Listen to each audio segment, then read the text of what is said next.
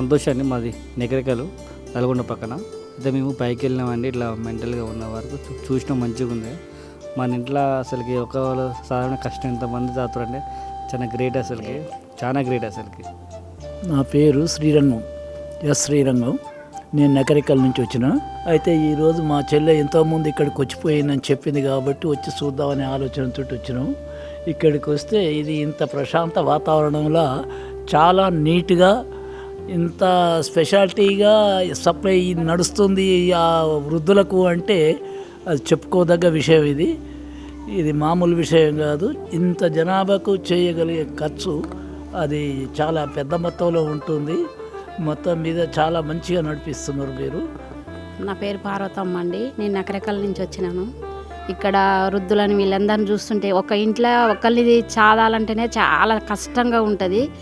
ఎంత నీట్గా చేస్తున్నారంటే అసలు ఆ దేవుని దయ అనుకోవాలి.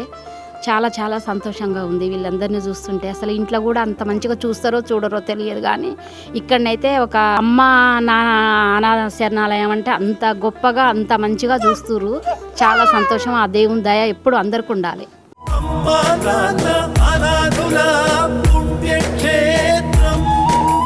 అమ్మా నాన్న అనాథ ఆశ్రమంలో జీవిస్తున్న అభాగ్యుల అన్నదానానికై తోచిన సాయం చేసి ఈ నిర్భాగ్యుల ఆకలి తీర్చి వారి కన్నీళ్లు తొడవండి.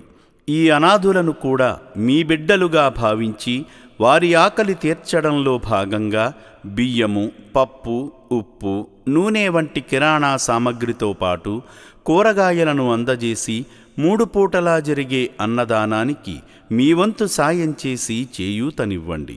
పూటకు 600 మందికి అన్నదానం చేయడమంటే ఎంత కష్టమో తెలియంది కాదు.